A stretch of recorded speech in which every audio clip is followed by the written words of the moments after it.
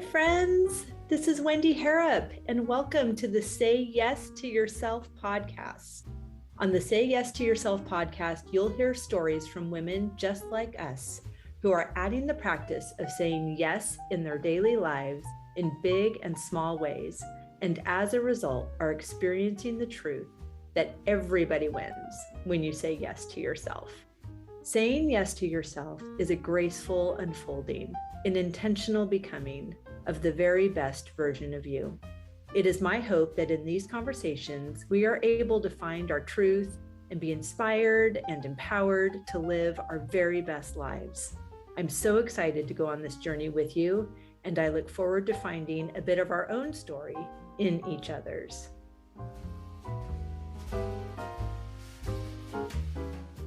Hey friends, welcome back to the podcast. I'm so delighted to have you here.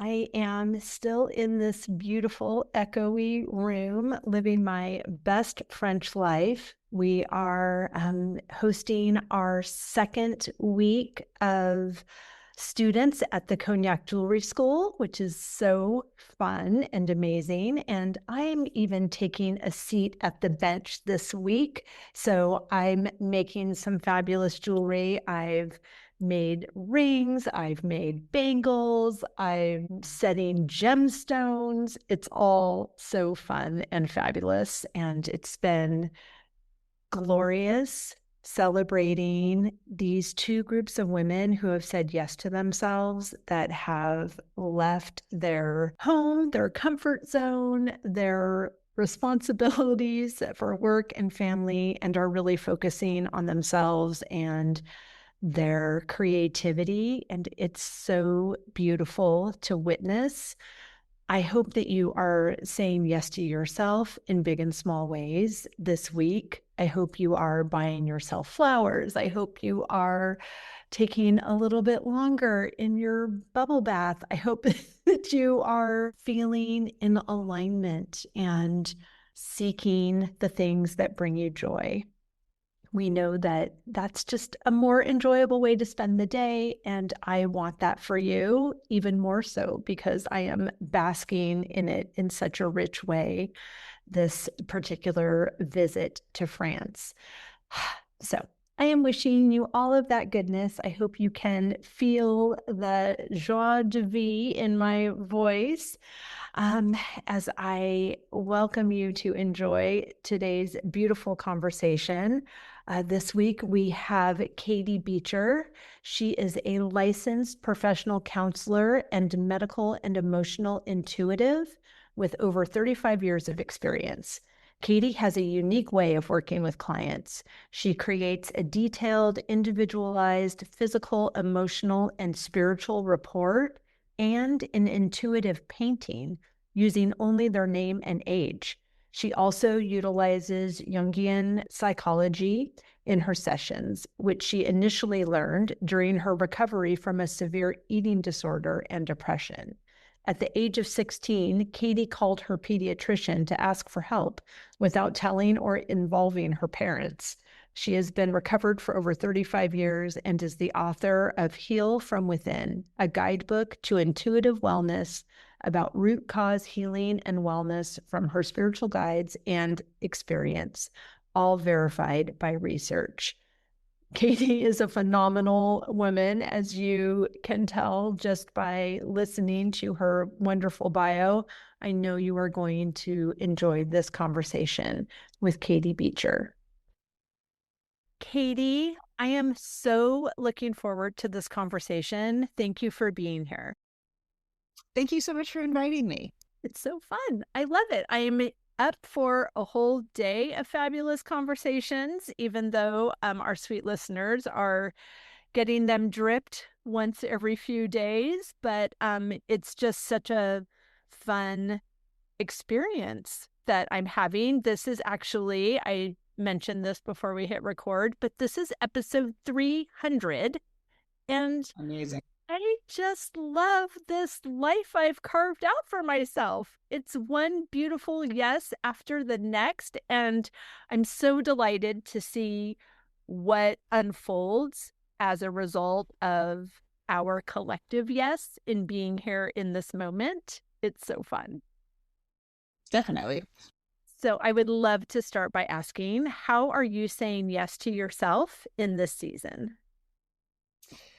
I started this toward the end of last year, but I have been making a real concerted attempt to challenge my worries and my stress and to Mm. approach them a different way. And it's when you have your own business, and a lot of people do, small or large, you're on all the time. And there's so many unknowns, the economy and how social media has changed, and just there's just so many things. And a lot of the things I used to do don't work anymore. So I have to pivot. And I was finding that I was spending a lot of time and energy, worrying about things that I didn't really have a lot of control over. And we do have control over a lot of things in our lives, but there's also stuff we can't, And I really thought about how much did that worry actually make a difference? Was it just there driving me insane, keeping me from sleeping? Or was any of it actually motivating? Because anxiety can be really motivating and make you want to make changes and be like, hey, I have to do this differently or whatever. But I try to tune into it and be like, is this fruitful? Can I do something with it? Or is this just, stuff that is going to bring me down? And, every day isn't easy, but I've been doing pretty well at it. So that's meant a lot because that anxiety affects every part of your body and your life.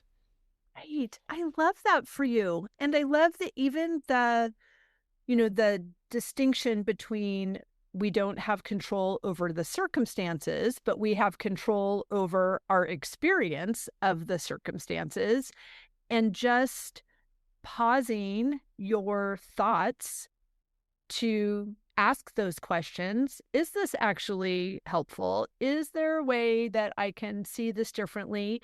But it's stopping that momentum that Mhm. allows us to find our footing again. And we can, we do have a choice. We have a choice about how we feel, and we have a choice about what we're going to do with those feelings. And it takes practice, it takes intention. Lucky for us, we live in a moment in time where we get that opportunity over and over and over, all in the same day.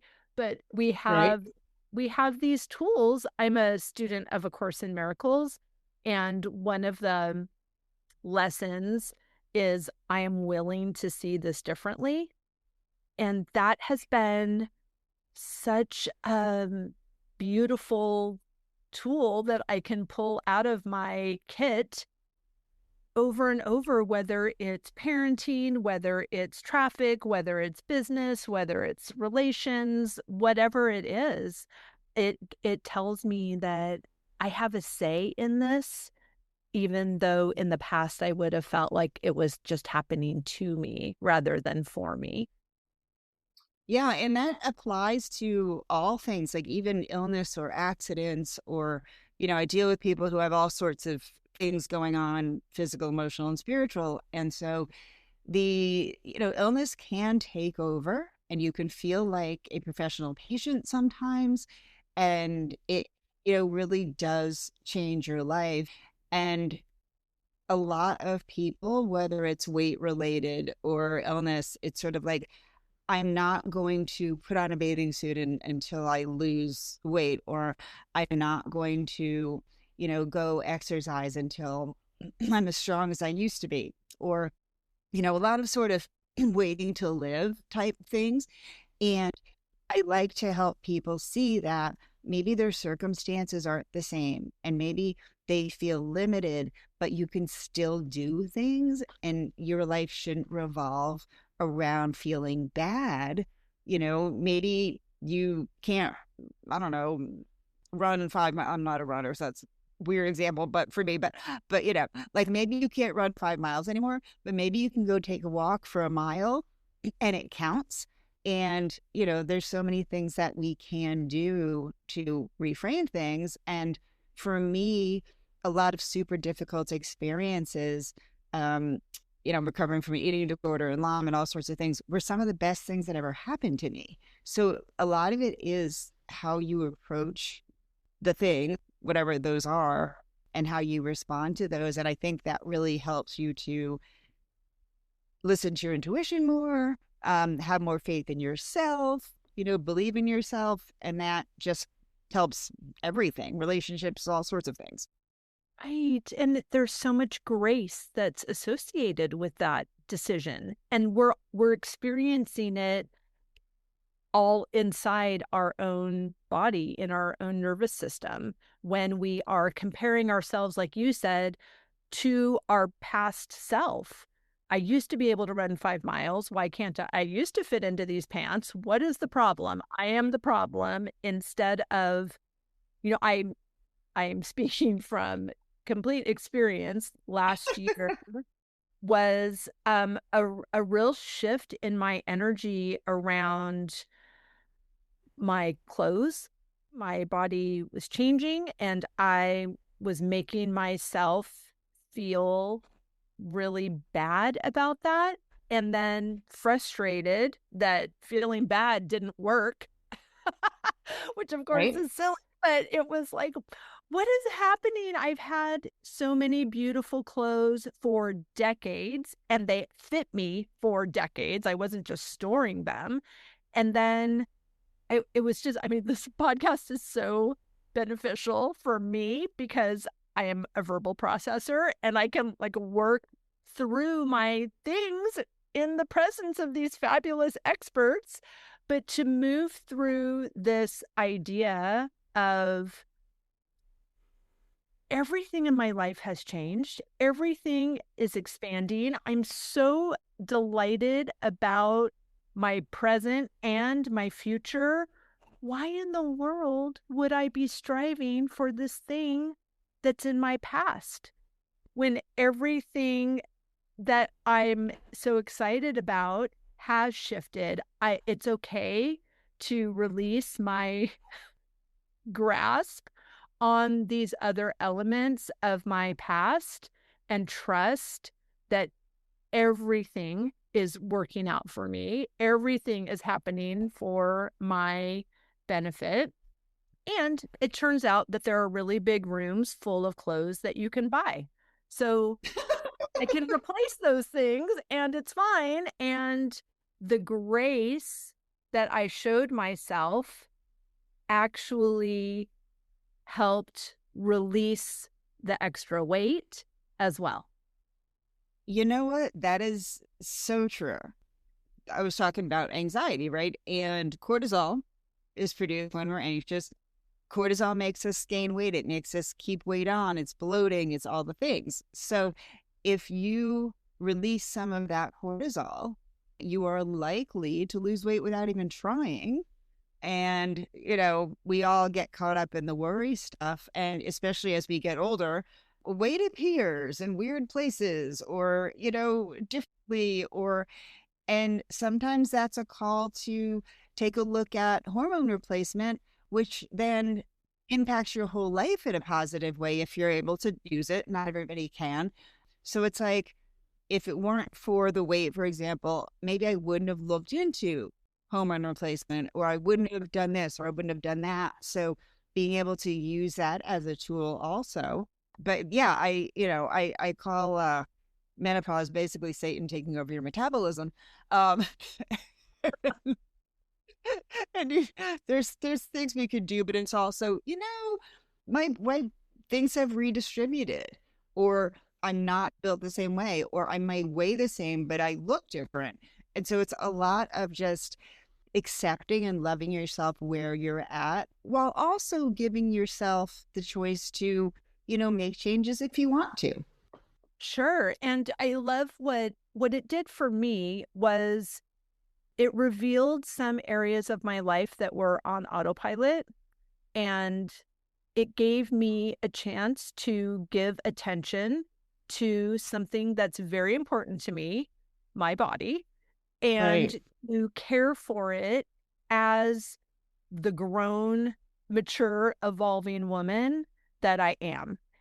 I live in an antique house in Massachusetts, and it was built in 1785, and it's dreamy and fabulous, and I love it. And it requires consistent attention For sure. because neglect is the enemy. So if I see something, I need to make a note.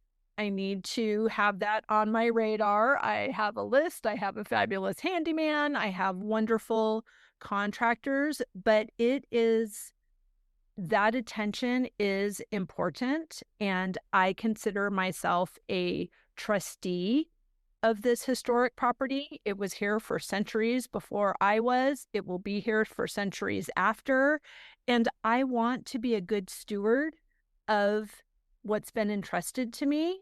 And so when I find something, I have trained my awareness of that to be in gratitude of like, oh, Hmm. thank you for telling me what you need, sweet house. And I can Right. figure out who's going to help us with that. And so bringing that same attitude and practice to my body, to my business, to my parenting, because all of those things are constantly evolving. And if I can have the enthusiasm and gratitude about what's brought to my awareness, then it changes what the next steps are, because then the solution is also attracted to me quickly as well. Yeah, I love that metaphor. I grew up in an old house. We raised our kids in a Victorian in Connecticut. So yeah, love that metaphor. I have a daughter who lives in Massachusetts now. And yeah, you do have to pay attention because mold happens and other things, you know. And so wouldn't it be lovely if we could think of our aging bodies, and I don't like to use the word age because it doesn't really matter. It's a number, but think of it as like a beautiful old house that we are taking care of. I love it. Right. That increases in value. There you go. Right. Because we are caring for it, and it just feels better to feel better. Right. Right. And in our society, youth is valued and you know, things like that. And instead of in, you know, different other societies where older people were valued for their knowledge and they were revered and taken care of. And now it's sort of like, you know, we're gonna put you aside, or you're not as pretty, or you're not, you have wrinkles or whatever. It's sad. It is. And I don't need to wait for everybody else to get on board before I feel good about me and what I'm doing. And when I'm experiencing that kind of alignment, when I'm like, this is my head is down, I am going forward, this is what I'm doing. I am really not paying attention to what's happening in other people's experiences, except for an open invitation to come join me in the yes. But I'm not available to meet somebody else in their no and convince them how it can be a yes. I'm not convincing anyone. I'm just inviting you to put your boat in this fast moving river and come with me. Yeah, I love it. Yeah, we can't control the people. We can't live for them. You know, we can't change them, and we can only change ourselves and set really clear boundaries. So, you know, that's a lot of mental, physical, and spiritual health is setting those boundaries and deciding what you want for you, how you want your relationships to be, you know, what you're going to put up with, what you're not, how you're going to respond when people aren't acting appropriately or in alignment with you. We don't realize how much power we do have by making those changes ourselves. Right. And sometimes it's realizing that we're in the wrong room. Yes. Yes. And that's okay. That is Oh really my okay. gosh, it's brilliant. I know. I know. And there's been a lot of talk recently about, going no contact and setting boundaries with family members and doing all of that stuff. And I've had to do that. I read about it, in my book with my highly dysfunctional family. And it was essential for me to do that. It's not the right decision for everybody, but for me, it was exactly the right thing I needed to do. And I don't really care who likes it and who doesn't. I mean, that was my experience. Right. I would really love to talk about that, what you just mentioned. So, and you said earlier that you had experienced an eating disorder, and I know that you like reached out to your pediatrician as a young teenager without looping in your parents, and I'm parenting a 12-year-old, so I'm really eager to hear what that experience was like for you and Sure. anything that you want to share about that. Yeah, absolutely. So I almost died from bulimia. It was that serious, and the depression was that serious, and it had been the eating disorder behavior had been going on probably since I was 12. Gained 20 pounds from puberty. Didn't really notice until my father pointed it out, and then I was like, dude, you have a beer belly. Not, we didn't really drink, but like, why are you pointing your finger at me when you need to change? But that was my family. And next day I started dieting, and it became addictive and, kind of spiraled from there. But when I was 16, I decided either I was going to take my own life or I was going to do something. And I had a plan, to take my life. Came home from school one day, don't really know why, but I just said, I want to go to college. I want to have a life, and I'm done. I knew my parents would not be supportive. They were why I had the eating disorder. I mean, let's face it, right? So I called our pediatrician and just basically said, I'm making myself get sick, and I need to get some help. And it was the 80s, and he said, you'll be fine. You'll probably, um, grow out of it or whatever. I'm like, no, dude, no, this is bad, right? So he gave me the name of a Jungian psychologist. Thank you, God. And I had a car and I had a job. So I went to therapy, worked really, really hard. She taught me how to connect to my intuition, love myself more, accept myself more, start separating and setting boundaries from the people who were not functional in my life. And that kind of therapy for me was much more effective than, cognitive behavioral therapy, which is fine. It has its place, but you need the intuitive self-love piece. And she also taught me about my abilities and, my weird talking to dead people and mediumship and all the things that I was already doing that were scary and weird, and I had no one else to talk to. So it was really about like accepting me and connecting to my intuition, learning to trust myself. It was the hardest thing I've ever done, recovering from that. I'm really lucky to be recovered. Most people don't get to do that. So, but there's so many techniques in my book that I learned that I teach, about like writing to your intuition and writing to your symptoms and treating them as friends. I talk to my eating disorder. What do you want? Why are you here? You're not here to hurt me, even though this is horrible. So what do you want me to learn? What do you need for me to help you heal? And it was a lot of just really nurturing stuff, and also a lot of really tough decisions, like things that I needed to change or people I needed to stand up to, or, taking risks, facing fears. That's huge. So I did end up telling them it was counter helpful. They were not helpful at all, which is fine, because when you have any kind of mental illness or addiction, again, eating disorder, and you're in your parents' home, right? It's very easy to get caught up in their behavior, these Right. people who are doing dysfunctional things.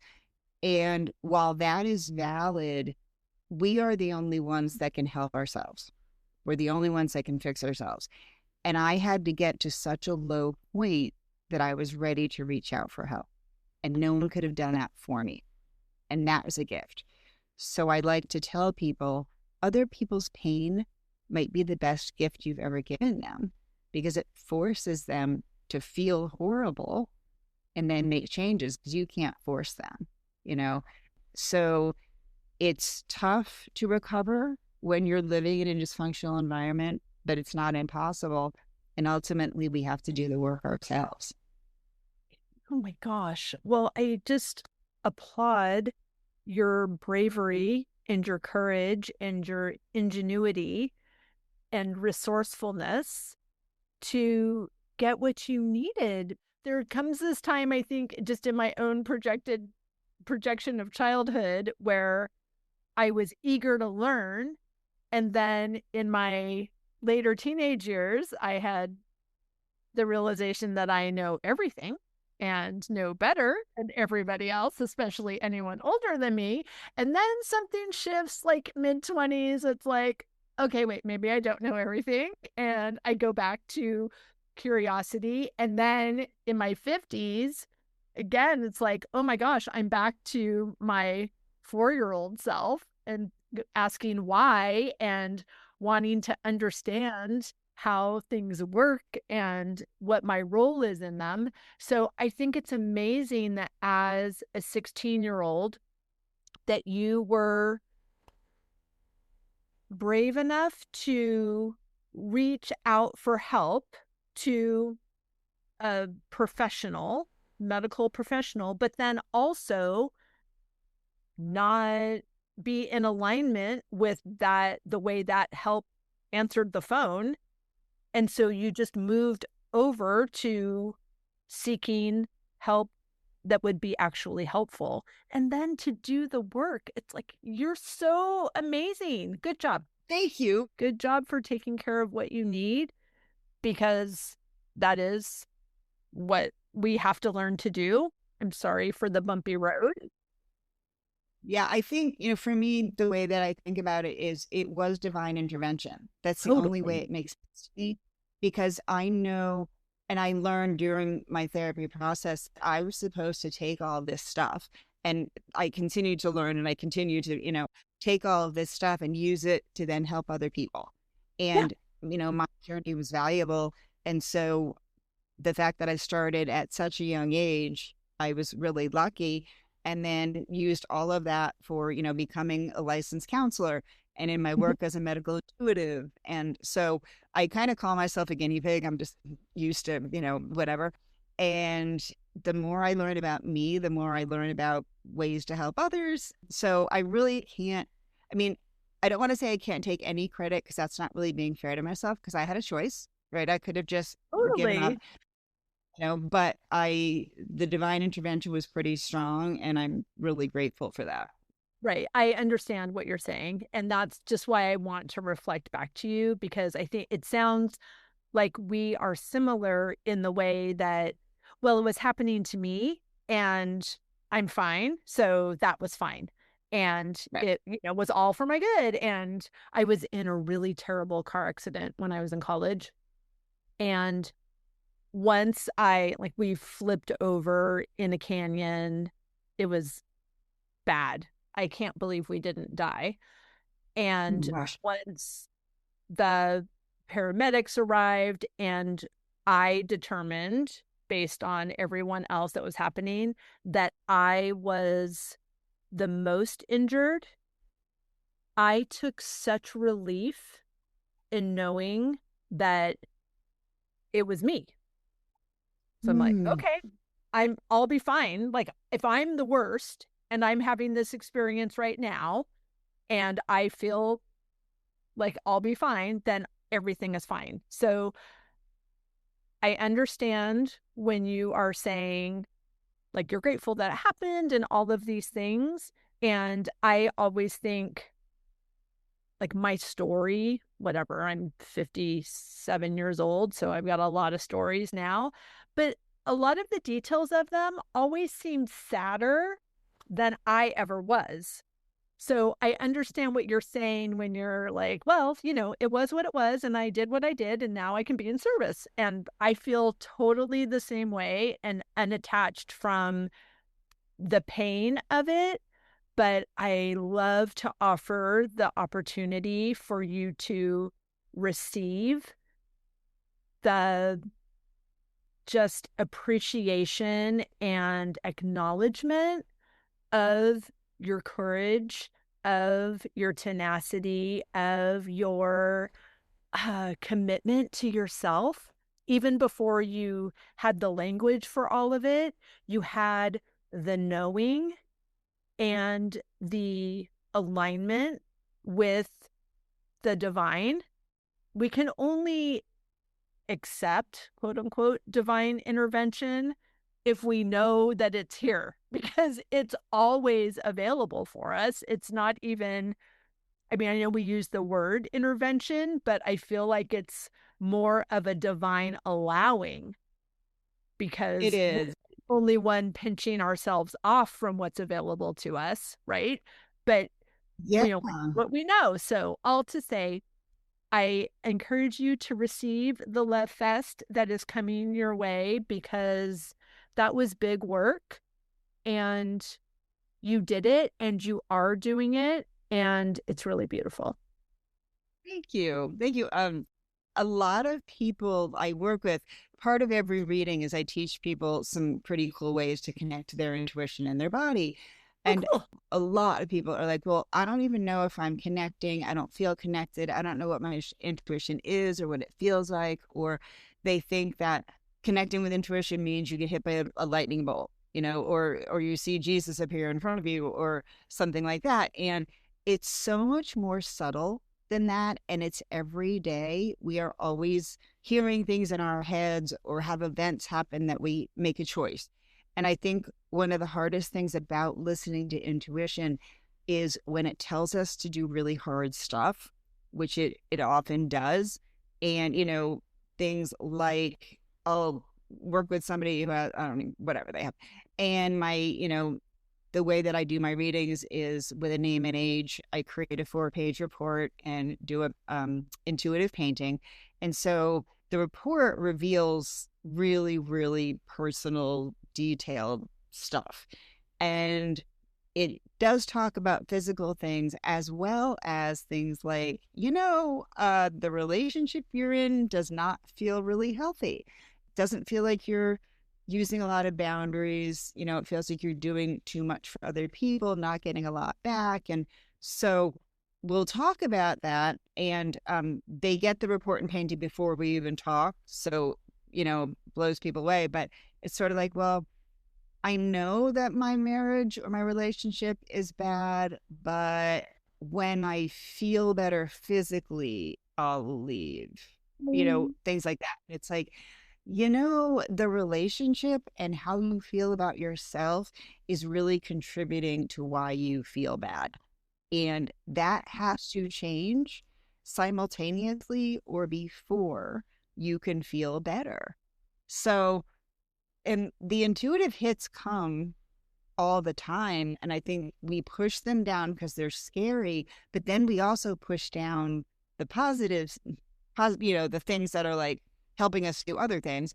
So I just want to let people know that your intuition, spirit, God, whatever, it's always talking to you.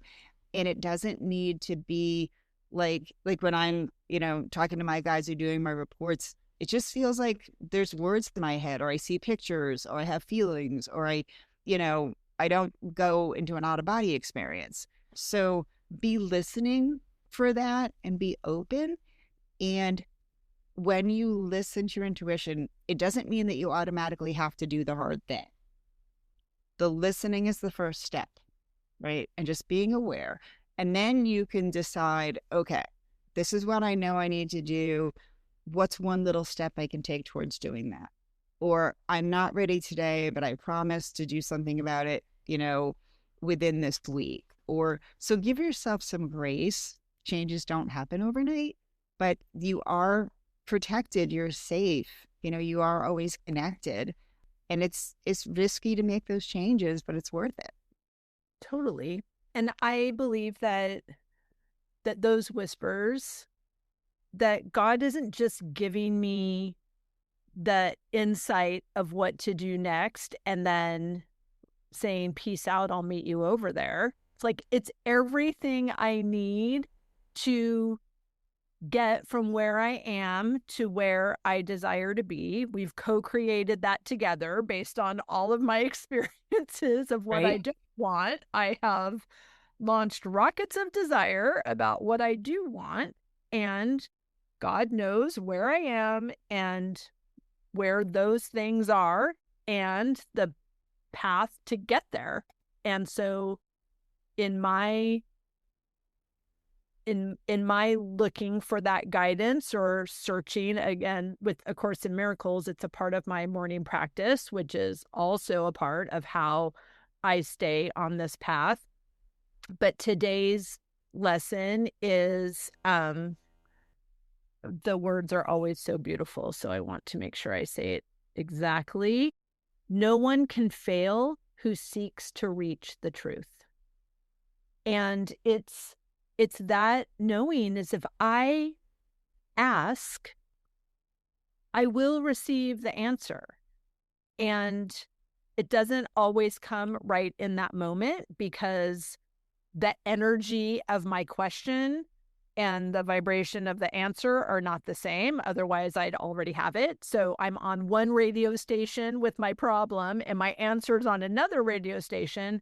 So I need to do what feels good and safe and lovely to me, which could be read more, could be record a podcast, could be listen to a podcast, could be bake some cookies, could be go for a walk. It doesn't matter what it is, but it gets me to a better feeling place, which helps me energetically turn my dial to the radio station where the solution is. So it's, I'm on a walk and I get this idea that is the solution to, so it's not, I'm not going to sit with my journal or at my desk and be pounding my fists and I want to answer and I believe that you're here for me and I know. And if I am doing all that yelling, I cannot hear what the answer is. And I need to be in a place where my frustration or resistance or whatever, disappointment or depression or anger, like whatever it is, I need to put myself in a state where that is lessened so that I can be available to hear what the next step is. There's not a 50-step plan. Like, that's because there isn't one. There's not we don't know what the next step is until we take the one before it. So it's trust, it's surrender, it's, sometimes we say, well, I'm in my 50s. I can't let this can't take a long time. Well, it takes as long as it takes, and it's as hard as we make it. I love what you said, because it's kind of how we started the conversation about worry, right? If you're in a place of worry, you are trying to control and you have no space for intuition or God or anything coming in to give you answers and guidance and steps to take forward. So doing something, I'm a big fan of movement. I do pole and aerial arts and lyre and stuff like that. And in those moments where I tune out the stuff, right, the noise, or take a walk or whatever, that's when I can allow stuff to come in. And people they don't realize that worry and anxiety are a form of control. For sure. Right? You're trying to set an outcome, and it's expectations, and expectations can get us into so much trouble because Mhm. it's things have to turn out the way we think they need to or we want to, you Right. And we know. can still think it's going to turn out but in a more general sense. Right. It doesn't have to be, it may not be that way we think. It might be better. And, get out of your own way. And maybe things will turn out in a totally different way that you didn't expect. That's better than your controlling way. Infinitely better. Instead of being Mhm. fear-based, to be a little bit more open. And I think also people will say, when things are going badly in my life, or I'm not recovering, or right, they don't feel like they're connected. They don't feel like they're safe. they feel like God or the universe or whatever has given Mhm. up on them. And it's really hard to take the risk of being open and being connected. And I've been there so many times in my life during really, really difficult situations. And you do start to worry about, like, why are bad things happening to good people? And I've tried to be a good person. Why are bad things happening? And, and those are all really normal things, especially with a chronic illness or something. And it's really challenging. And I just want to let people know that even though you're having those thoughts, you are still safe and protected and cared for. For sure. I think too, you know, we've been conditioned and trained and taught that, we need to figure this out, and I'm going to sit here until I figure it out, and that it's some form of avoidance or neglect to stop, even in an argument with somebody. I grew up in church, and I remember the Bible verse that said, don't go to sleep don't go to sleep angry. And that actually, the verse is like, don't let the sun go down on your anger.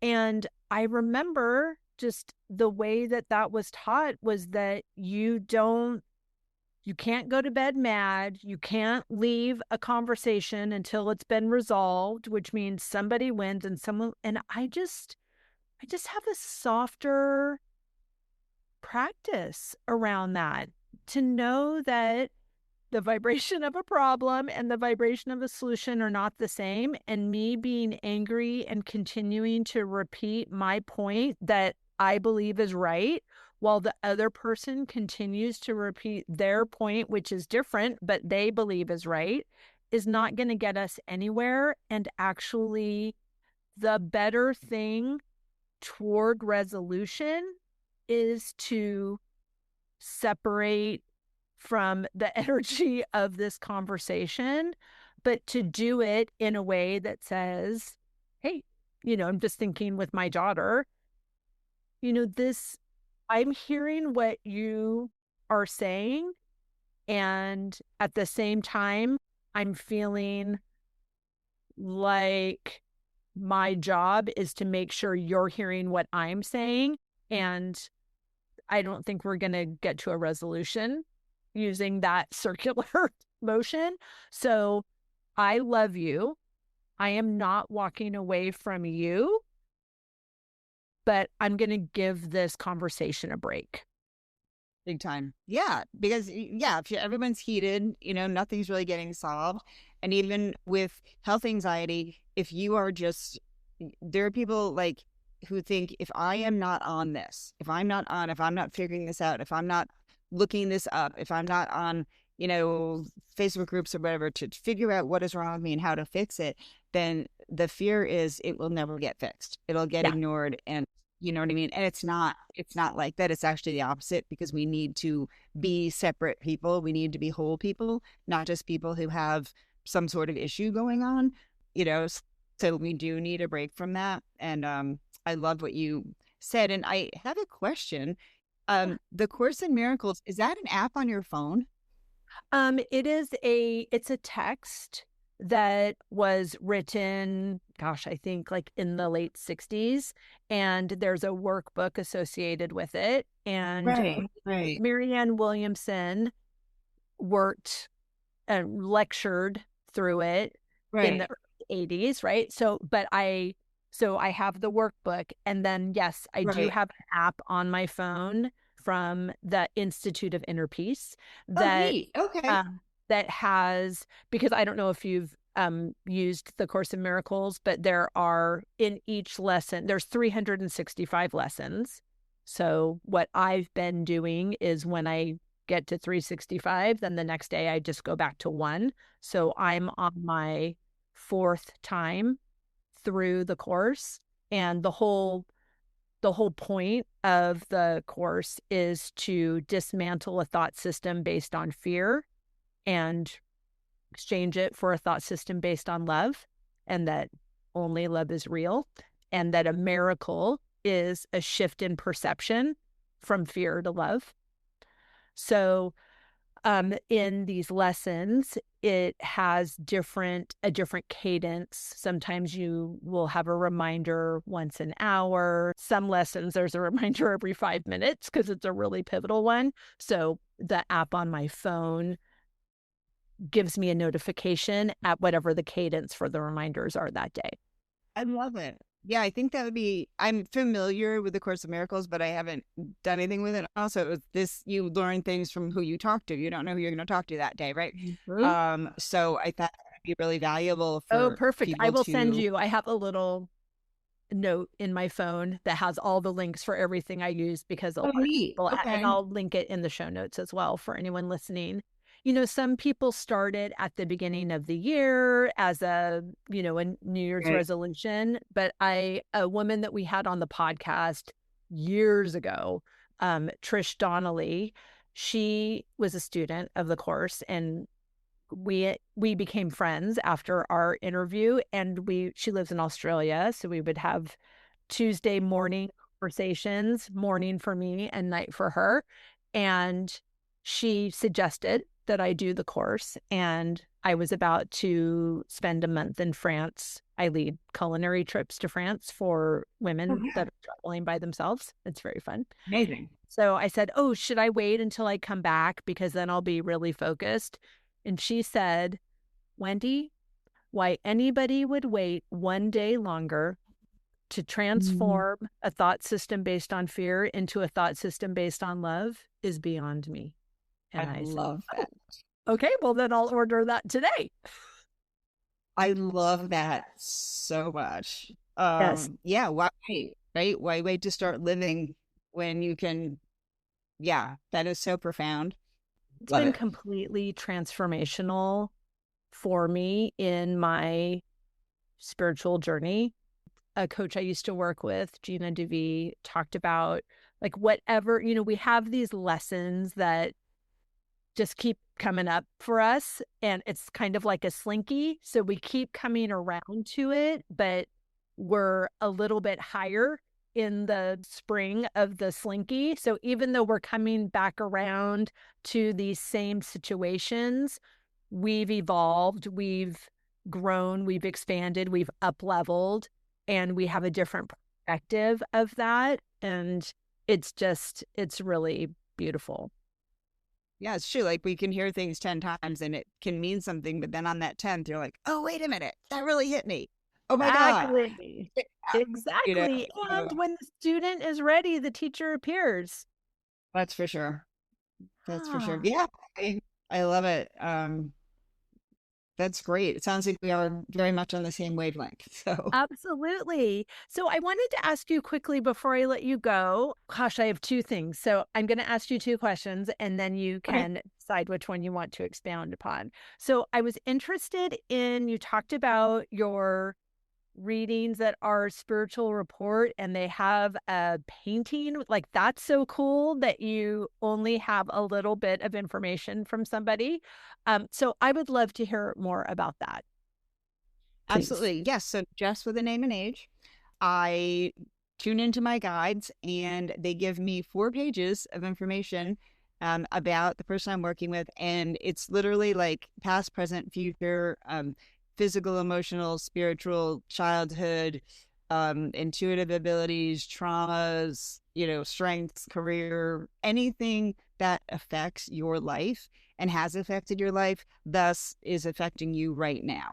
And it isn't just illness at all. People come to me for all sorts of things, relationship help and, illnesses they know about, things they don't know about. I like to look at root causes and what Right, which was is, my second question. So I'm seeing yeah, now how they go together. So talk about that a little bit. What do you mean by root? yeah. So root causes are and contributors, right? Because it's not necessarily, but everything that happens to us impacts us. And with the eating disorders, for example, I was bullied when I was in 5th grade because I was going through puberty and that made me hate my body. And then I also grew up in a really dysfunctional home. And so those things, as well as I have something called Ehlers-Danlos syndrome, which is a connective tissue disorder. It's pretty common. A lot of people don't even know they have it. But there's certain things physically, right, that made me more prone to developing an eating disorder. And then mental health history in the family. And so there's so many, like you really have to look at every part of somebody's life to Mm. get down to the whys and then also the solutions. And I can't legally nor ethically diagnose, but I point out symptoms and just different things about people's lives, like really detailed stuff they've never told anybody. And then I do have, medical professionals I refer to that I trust and things. And then the painting piece of it, it's a watercolor painting, and it's a visual representation of people's energy in their bodies and their lives. So every color means something. The placement, sometimes it's a figure, sometimes it's a plant or an animal, but it's representing the whole of you. And just kind of a quick example, like I'm really careful about what I put in reports because it's hard to read difficult things. And so if I get, a lot of activity or movement or red around, let's say, the second chakra, which is the, male and female organs, basically, hips and things, that can be an indicator that somebody has been through sexual abuse or trauma or a miscarriage or fertility issues or things like that. So Or all of the it's, above. or all of the above, sure, right? So it's a visual representation. And I'm laughing at all of the above because that would be me, all of the above. That's okay, I love I'm it. not like laughing at someone that has all of those things. Like, okay, Right. check.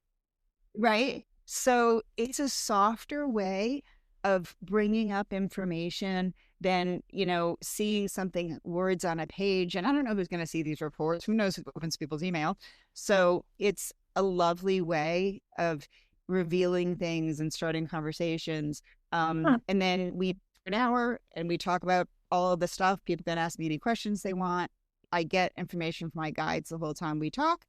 And we can accomplish a hell of a lot in one session because, the report's already revealed all this stuff. You don't have to go through your whole life story. It's kind of there. So yeah, that's what I do. Sometimes I see people once, sometimes I see people on an ongoing basis. And I'm very Jungian psychology based when it comes to, the therapy side of things, but it's all kind of, squished together. So Hey, well, thank you for that. I appreciate it. And I'm assuming that you talk about that in the book as well. So tell us about the book. yes. So my book is a combination of some of my backstory. As I said, healed from some stuff, including Lyme, and that's detailed in there. Connecticut, a couple of towns over from Lyme, Connecticut. So had Lyme all my life, didn't find out to my 40s, and talks about some of the things that I've done, healed from, recovered from. But it's mostly also taking people through their bodies, their issues, their stuff, divided by chakras, which are energy centers in the body. And I do that so that everything is covered. And you look at all aspects of the strengths and characteristics of the chakras and figure out, like, what are my issues? What are my things? What do I need to work on first? What are some little steps I can take? What are big steps? How is an issue with my head connected with an issue with my foot? Putting us all together into a whole and giving step by step, directions as to how to address things and grow your intuition. And it's sort of like teaching people how to do their own medical intuitive reading using a lot of the tools that I use myself. What a gift. Because I think, sometimes we like, well, I need to see the doctor because I have a pain in my shoulder or whatever. So we're accustomed to treating symptoms. And this is an opportunity to investigate causes and see how they relate. And, obviously you have to be open to that being a thing that you want to investigate, but obviously your clients are open to that. And I imagine that just the space that you hold for them that allows them to feel seen without having to tell you all of the Mhm. reasons why there's red in the painting, in the root chakra, like all of those things. Because, I mean, I would think that that's irrelevant because of what I said earlier in our conversation. Like, my story is sadder than I ever was or ever am, but all of the above to the things you listed. So, just holding that sacred space for someone to feel seen can soften It's life-changing. the vibration, right? Which then you become on the same radio station as the solution. And then it doesn't have to, I mean, it takes as long as it takes, but it's not this unsurmountable, this is going to be hard, this is going to be awful. Like, well, what if it wasn't hard? What if it's not awful? What if it's great? We tend to make things bigger than they need to be, at least I do. Wonderful. My coach Rachel always says it's as hard every time I say, well, that's hard. She goes, it's as hard as you make it. So I like, I probably am offensive to people because as soon as they say the word hard, that shoots out of my mouth because I've just trained myself to tell myself that. Like, well, am I committed to the problem or am I committed to the solution? It's true. And there's so many things, a lot of my recovery was facing these fears, things that I was terrified of. And every time I faced something, I was like, that was not as hard as I thought it was. And I'm not diminishing people's experiences because healing from that eating disorder was literally the hardest thing I've ever done. Right. But yeah. When the age and the development of when the incident occurred is different than the age and the development of the person who is now available for the healing. So it's not discounting what happened. It's just saying, well, how about let's close the chapter on that? Let's give yourself the opportunity to even reparent yourself as you're healing these things that happened to your younger self. You can show up the way that you wish the other adults in your life did, or imagined Yeah. that some superhero would come in and save the day. You get to be her. Yeah, exactly. And just sometimes just having someone care about you and listen to you, like maybe for the first time in your life, that is so healing. And it's such an important part of, as you know, the coaching process or therapy or, intuitive guidance process or whatever. It's just feeling like someone cares. Yes, absolutely. Thank you so much, Katie. I have really enjoyed this conversation. Please tell everyone where they can find and follow you and how they can get the book. So the easiest place is my website. It's Katie Beecher, Bee, katiebeecher.com. And I'm on all the things, Instagram and Katie Beecher Medical Intuitive and Facebook. You can find my book anywhere, really, anywhere books are sold, the regular places. There's a link on my website to it. And then to make an appointment, you can go to my website and make it right on my calendar. Perfect. Well, we will link all of that down in the show notes. But thank you again so much for your time. I appreciate you. Oh, my pleasure. Thank you so much for having me.